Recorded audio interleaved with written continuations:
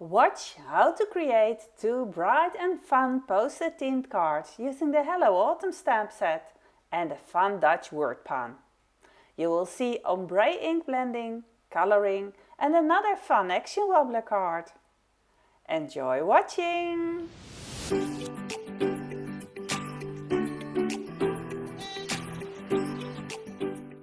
Hello, it's CisVolk.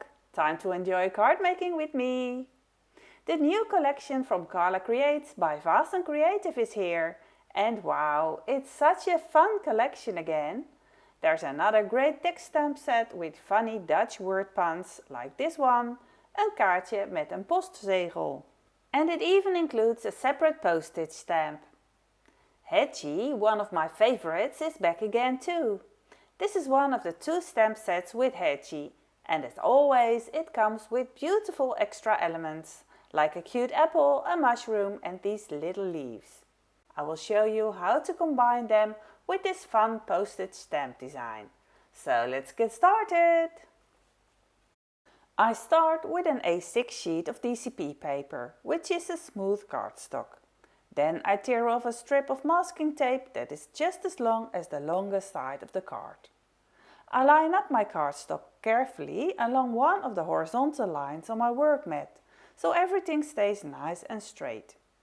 At the bottom I want to mask off a strip of 3 cm, so I count 3 squares up from the bottom on both sides.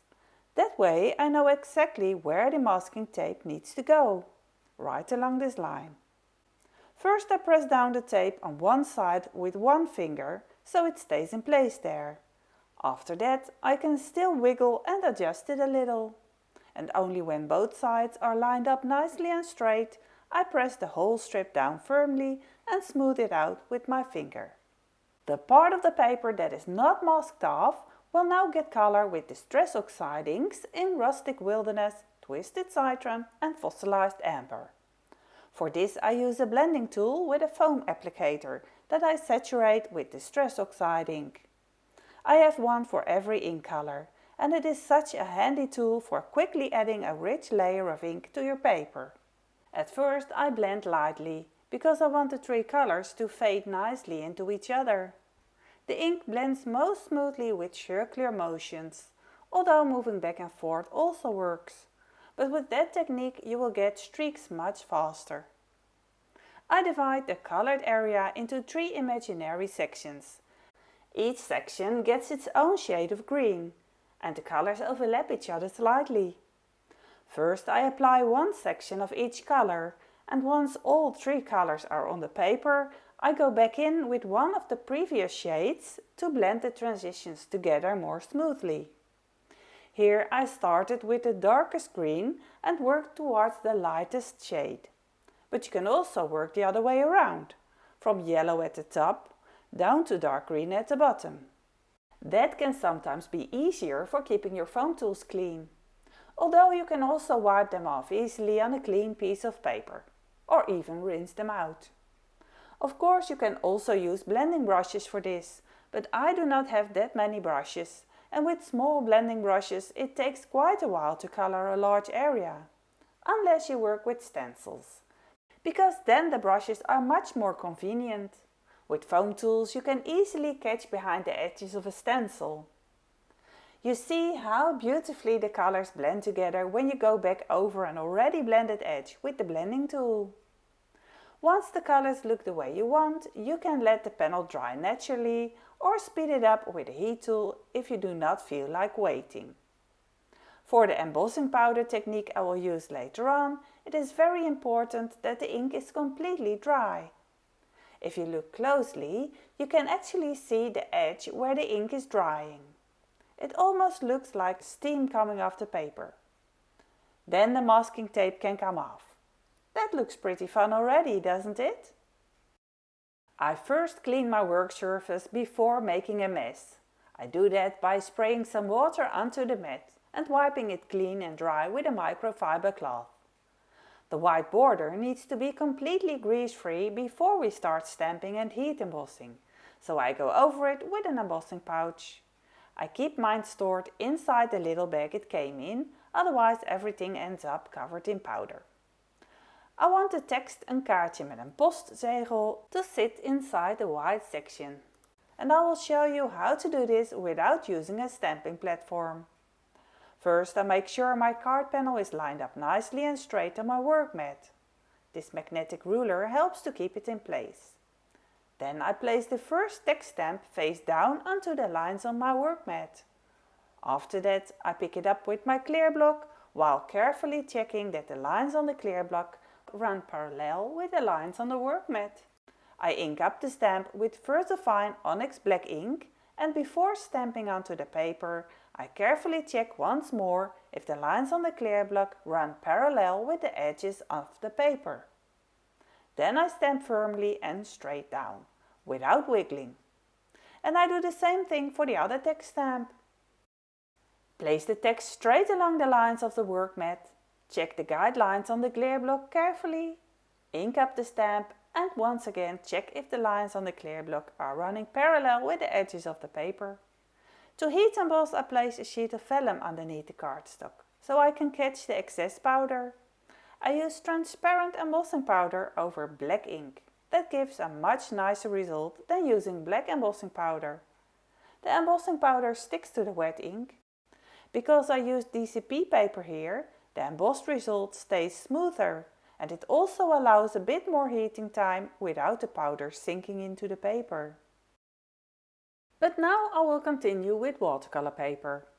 I love using an A6 sheet of smooth white watercolor paper by Florence. That is what I will use for stamping, heat embossing and coloring the hedgehog. Watch along with me.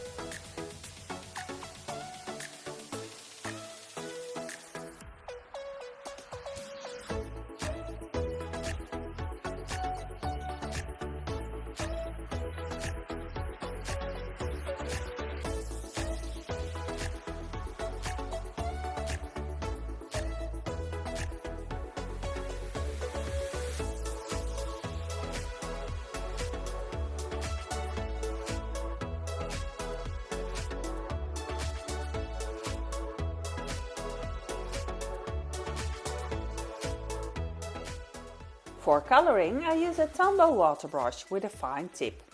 It is already filled with water. I often rinse it in a jar of water and dry it on a piece of kitchen paper. I start coloring the little face with Seedless Preserves Distress Oxide ink, because at first I thought that shade would match the green tones on the card best. But as you will see later in the video, I go over it once more with Fired Brick, because I felt that purple shade did not match quite as nicely after all. I also remade the envelope using only Fired Brick for the same reason.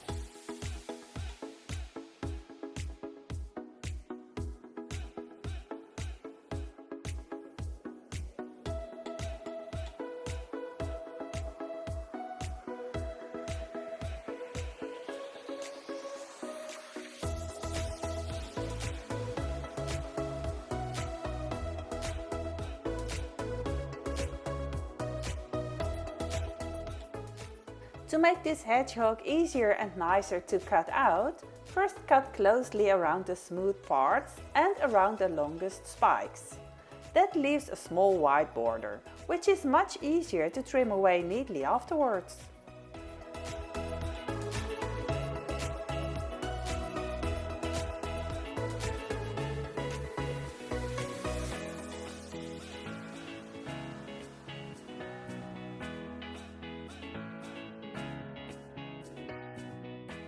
Look here!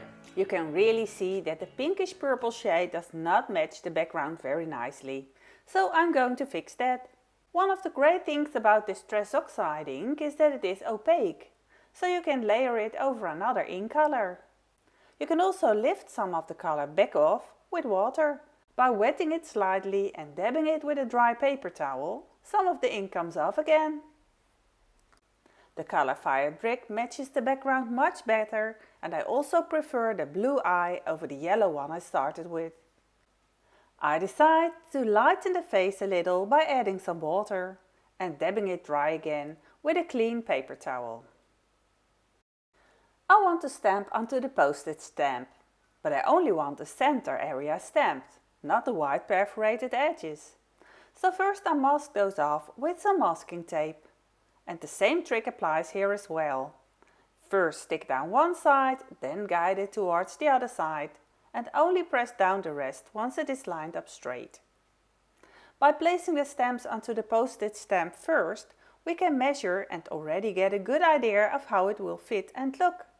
And once I peel the stamp off the plastic sheet, it becomes even easier to see. Look, Hedge's face fits perfectly inside the Postage stamp. Isn't that funny?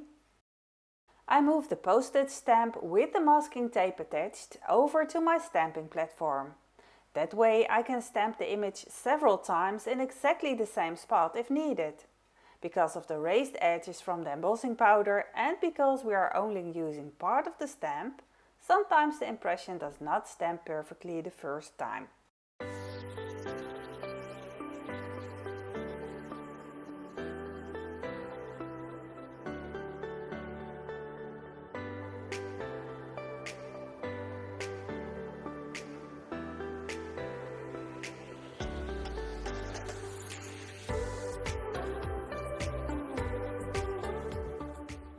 I colored the little face on the Postage stamp using only Fired Brick Distress Oxide ink. I really should have used that color straight away for the large hedgehog as well.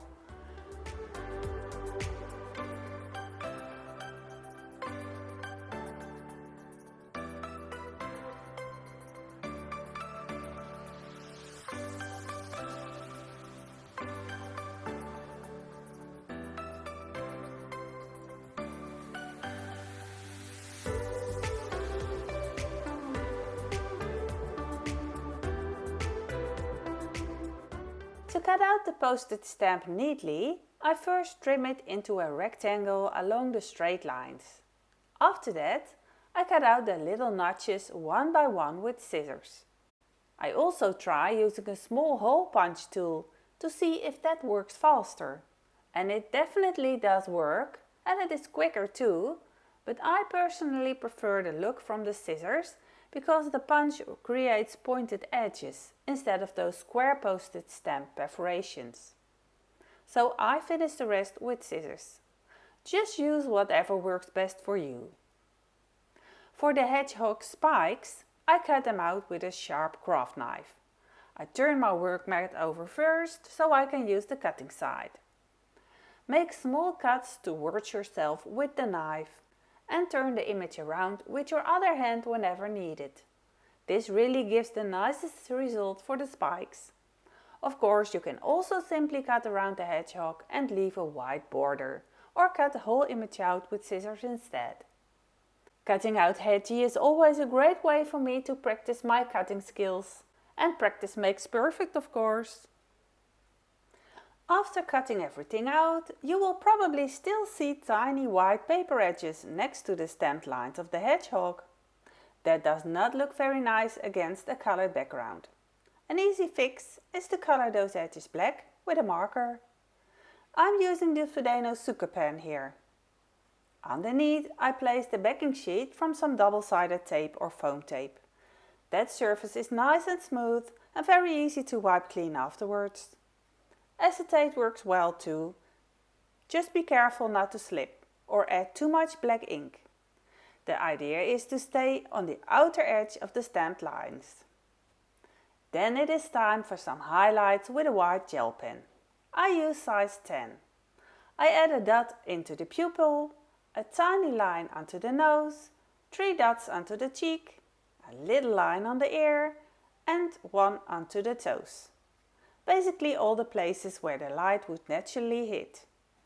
I could also add some white lines onto the spikes to create extra texture in the fur, but I skipped that this time. I also make the eyes on the postage stamp blue, and I add highlights onto a new envelope that I colored with fired brick Distress Oxide. The flap is lighter than the other 3 parts of the envelope, and underneath the edge of the flap I blended the ink slightly darker than on the rest of the envelope. Later on in the video I will color another envelope, so you will be able to see that more clearly then. The green background still looks a little empty, so I'm going to stamp onto it. Using Vaessen ink, which is a transparent ink that works perfectly for heat embossing with embossing powder, I stamped the postage stamp several times across the whole width of the card. I leave an even amount of space between all the postage stamps. And I make sure none of them touch each other. I also stamp every postage stamp at a slightly different angle. And I pay attention to stamping part of the postage stamp off both edges of the card as well. This time I'm embossing with a white embossing powder. By using white embossing powder, you get beautiful white lines on top of the colored background. If you would use transparent embossing powder instead, you would get glossy transparent lines that reflect the color underneath.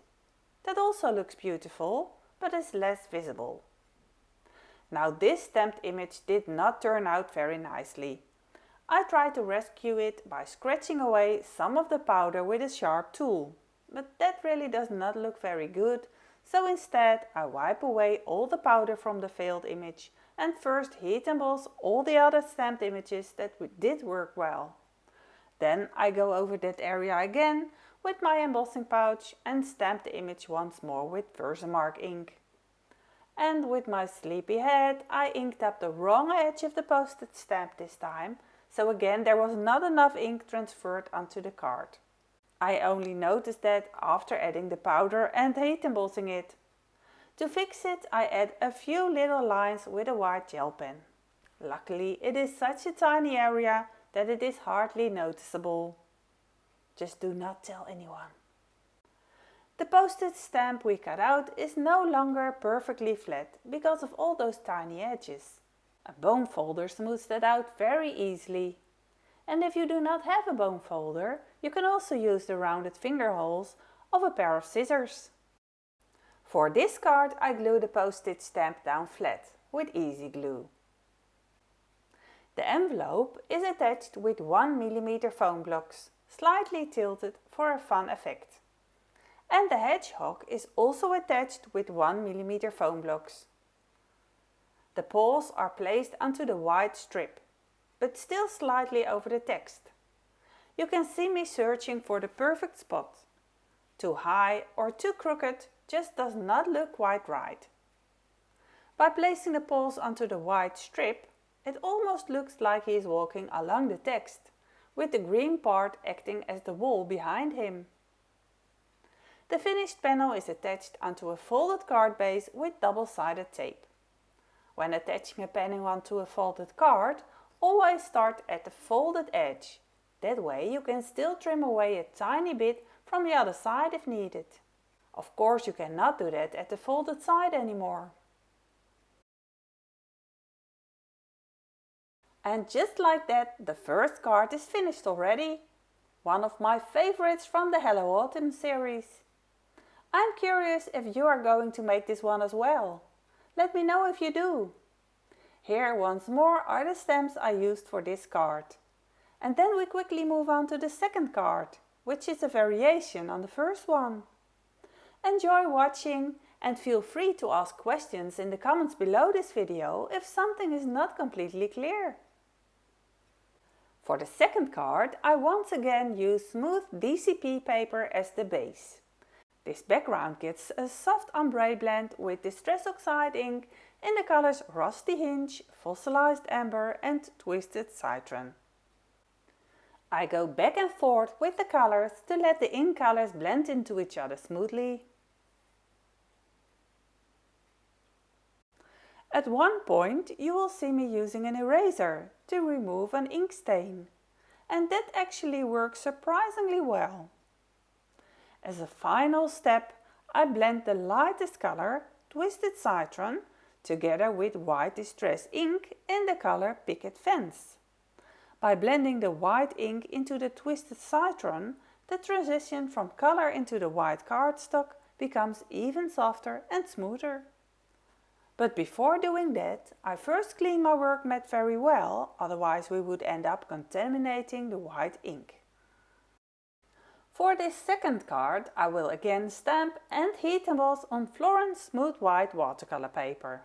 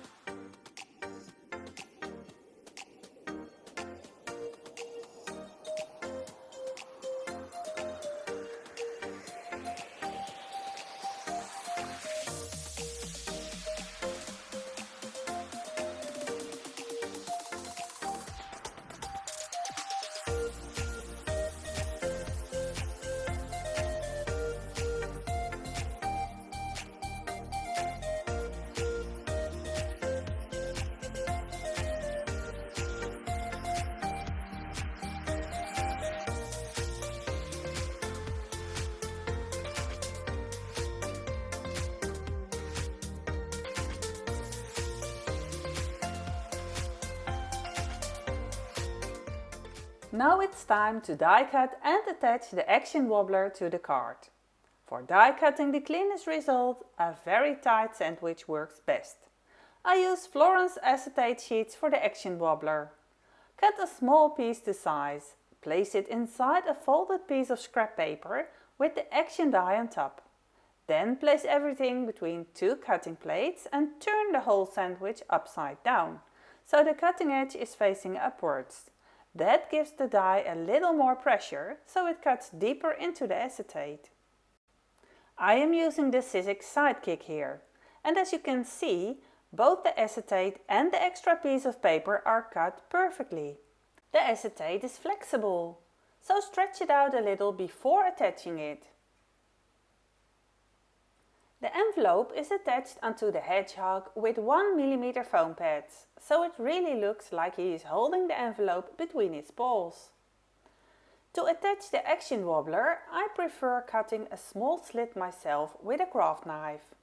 So once again I turn my work mat around and decide where I want the hedgehog, and therefore the wobbler, to sit on the card. The wobbler needs to be twisted through the card at least 3 times, so that means I need to make a small slit right about here. I noticed that not all the embossing powder melted properly. The powder has fallen off already, but the transparent ink is still underneath, and luckily I can still add some more powder and heat it one more time. Then I slide the wobbler through the slit and twist it around 3 times. One final check to see if the placement looks right. And then the back side of the wobbler can simply be secured with regular tape. You will not see any of that later, because this panel will be attached onto another folded card base. A glue dot is the perfect adhesive for attaching the stamped image onto the action wobbler. It is surprisingly strong. If you leave the action wobbler completely flat, it will not wobble as nicely. By gently stretching it out a little and softly bending the corners, the movement becomes much more fun, and the image also pops forward a bit more. And because it is made from acetate, you hardly see it at all. I hope you enjoyed watching these fun hedgehog cards as much as I enjoyed making them. And maybe you now feel inspired to create your own version as well. You can find links to all the products I used in the description below this video. Some of those are affiliate links. Using them helps support my channel, while it does not cost you anything extra. The links only work properly when cookies are accepted, so thank you so much if you choose to support me that way. You will also find a link there to the Carla Creates Facebook group, where you can share your own creations and even find more inspiration from others. If you enjoyed this video, please leave a like and a comment below. I always love reading your messages, and it really helps support my channel as well. And if you would like to see more card making inspiration, do not forget to subscribe to my channel CisVolk and click the bell notification, so YouTube lets you know whenever a new video goes live. Usually that is on Monday morning. I always try to add voiceovers for you, although sometimes that sadly does not fit in the available time anymore. Thank you so much for watching, and I hope to see you again in the next video, or on one of my other socials as CisVolk. Bye bye!